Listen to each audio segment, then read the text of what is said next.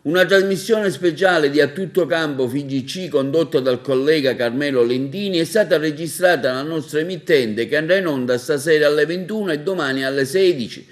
con il responsabile della FIGC Stefano Valenti, coordinatore delle attività giovanili in Sicilia, e Angelo Caramanno, presidente provinciale FIGC Lega Nazionale Dilettanti LND, per fare il punto sul futuro del settore dopo la lenta ripresa che sta avvenendo post-Covid-19. Nel corso della trasmissione speciale sono stati anche sentiti sia l'assessore Ciulla allo sport del comune di Agrigento che il consigliere comunale Gerlando Piparo, anticipandoci anche qualche novità sul campo di calcio dell'Esseneto che a breve sarà presentato, un progetto che vedrà anche un restyling del manto erboso e dei servizi aggiuntivi che saranno ampliati. Lentini ha anche intervistato Sandra Morgana, nuovo presidente della FIGC Sicilia, che ha anche annunciato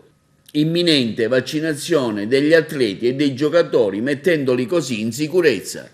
Di per sé la ripresa a settembre dovrebbe andare in una condizione, diciamo, di relativa serenità, perché si prevede che a settembre ci saranno oltre 40 milioni di italiani vaccinati.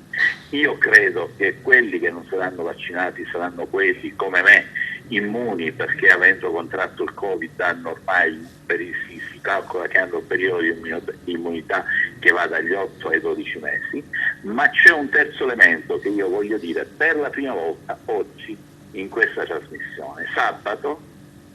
grazie ad una convenzione, ad un protocollo sottoscritto tra il CONI e la regione siciliana, inizia la campagna vaccinale per tutti gli atleti, e sabato sarà la prima giornata presso il CTO a Palermo, per tutti gli atleti del sistema sportivo siciliano. Questa è una bella novità. Faccio attraverso questa emittente un appello a tutti i nostri calciatori, a tutti i nostri giovani calciatori, e cioè vaccinatevi, perché attraverso la vaccinazione noi andiamo incontro alla normalità, perché attraverso la vaccinazione noi possiamo giocare nei campionati di settore giovanile, nei campionati delle attività che gestisce Stefano, nei campionati dei dilettanti in assoluta tranquillità. Quindi vaccinatevi,